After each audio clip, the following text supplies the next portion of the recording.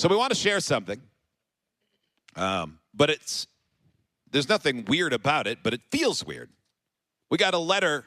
Well, first I got a call from someone that texted me in the morning. It's the person that's the head of the company that syndicates our show. And he's been a friend and a mentor for 15 years, but we don't typically set appointments for a call. And when he does, it's usually because of something bad. It's very rare. Really? Good. Yeah. And I don't mean that in a bad way. That's how it goes. No. So I get a text early in the morning. It says, hey, what time can I talk to you today? You got to do it in his voice, though. So, what time can I talk to you today?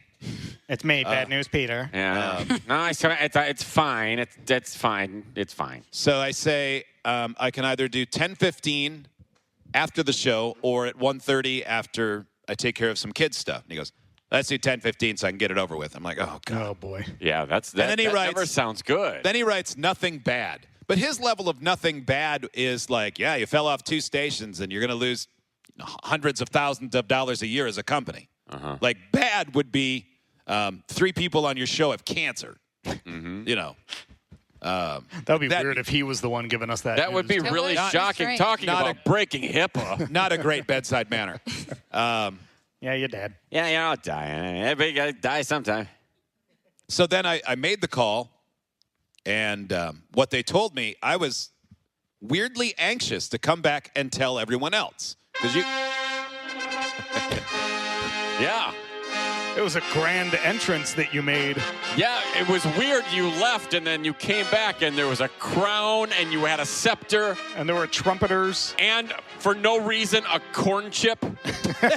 I hear ye. You had your support chip with you. That's my American Express. I don't leave home without it. I was so excited to tell them what I had just heard because I couldn't believe it. But to tell you more specifically, well, God Save the Queen plays. I'll read the first paragraph of a letter that came 2 days later. Dear Free Beer and Hot Wings, on behalf of the 2024 nominating committee of the National Radio Hall of Fame, we are honored to inform you of your nomination for induction this year.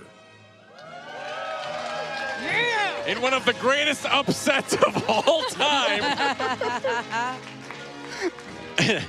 I still don't really get it.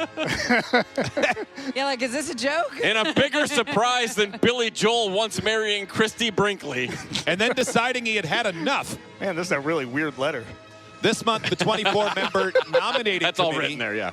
convened to review their selections for nomination and chose to nominate you in recognition of your many years of on-air service and success and the audience relationship you've enjoyed. Service? 28, they didn't say service. I spoke wrong and then just made it sound like they wrote it that way. I do that a lot. Nearly 2,800 individuals were either suggested or reviewed. Only 24 have been nominated. You are one. 6 will be chosen by a radio industry panel of 900 voting participants in a confidential ballot to be reviewed and shared Monday, June 17th. Oh, we're screwed. Yeah, we're not. There's no way we get in. But still, to be nominated is pretty exciting. Yeah. So I've always heard people say it's an honor and a thrill to be nominated. I'm like, no, it's not. They want to win. Both things are true. Oh, yeah, I want to win, but I am so, and there's part of me that feels guilty for being so honored by it. But it had never crossed our mind. I think jokingly I said to Hot Wings once on segment 17, maybe, you don't think we'll ever get nominated, do you? And then we went, no. No, that's a place where Dick Clark is. Yeah. You know, I mean, honestly. Yeah. No one's yelling Baba Booey at our golf tournaments. Well, we would have never thought that we'd be in the Bobblehead Hall of Fame in Milwaukee. What's more prestigious? But we are in the Bobblehead Hall of Fame in Milwaukee. Apparently, anyone can be in there. You just got to drop a bobblehead. Yeah, you just have to show up with a bobblehead. You can have one made today. Here you go, sir. Yeah, and they'll go, oh, that's an interesting They'll thing. put it on the shelf. Desperate for content. Yeah. Yeah, this was one of the first times, though, in my life that I actually called my parents work-related and said, hey, thanks for not telling me how I was a dumbass. Right? Because they could have. And, so there you go. Yeah, this is a violation of every radio rule because this segment's all about us. We're not supposed to do that. Okay, we want to share the excitement because, Well, Is why? there Legitimately, public- you're responsible for this. Is there public voting? Because if so, No. someone has to There's come up not. with an algorithm to There's like not. stuff the ballot box. There's No, not. there's not. No.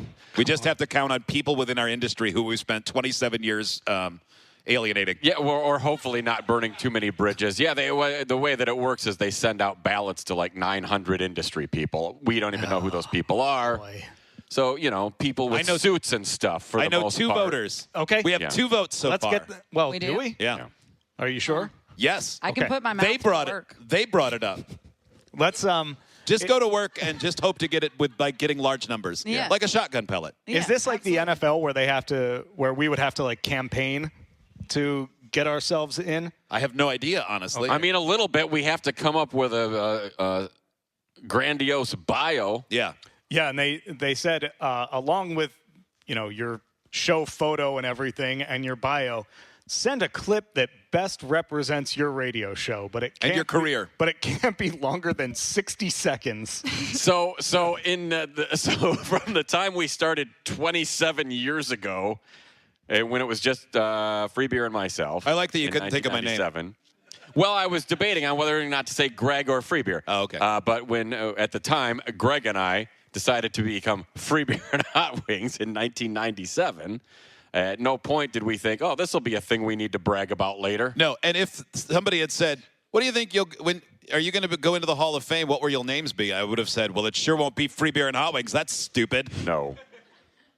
All right, so we just got to narrow 27 years down to 60 seconds. Just 60 seconds. So if you have do any it. suggestions, 1-800-947-3979. So far, somebody said you should do one of the break-in moments or from an Idiots for Underdogs donation. That's what a couple of friends of the show had said. And then somebody else said, try to find one funny thing and send that in. And they said it in a way that was like, I don't think you'll be able to in 27 years. Let's just send stuff from our very first show. Oh, God. Where it's That- like that us audio- going, hello.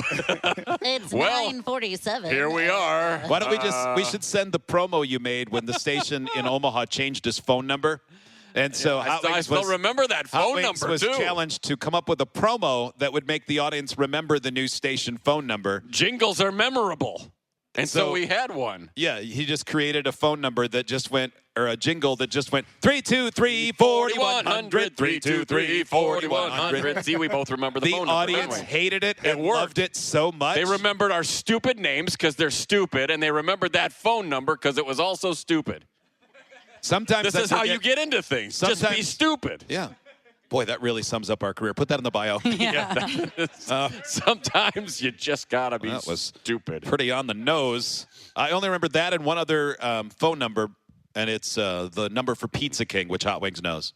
772-9435. The best pizza is Pizza King. That was a Yeah. commercial in the first station we worked. Yeah. So, one more thing. Second paragraph. The Hall of Fame regrets to inform you that while we understand many shows are ensemble, we only induct 4 people. Please let us know which 4. Damn. Uh-huh. Man, Yeah. So, that's going to be tough. obviously, the penis holders get in. So Awesome. Tommy will be in. that's yeah. How about that? No mention of Kelly and Maitland, but the guy who we call Turd Cobain goes in after 4 months of service in the industry. Turd Cobain is his nighttime name. Blippy is daytime. Oh, Yeah. Producer Blippy. Yeah. Not to be confused with Turd Blippy, who was the original actor in Blippy, who got fired for doing just that thing. Yeah, very turdy. So much turd.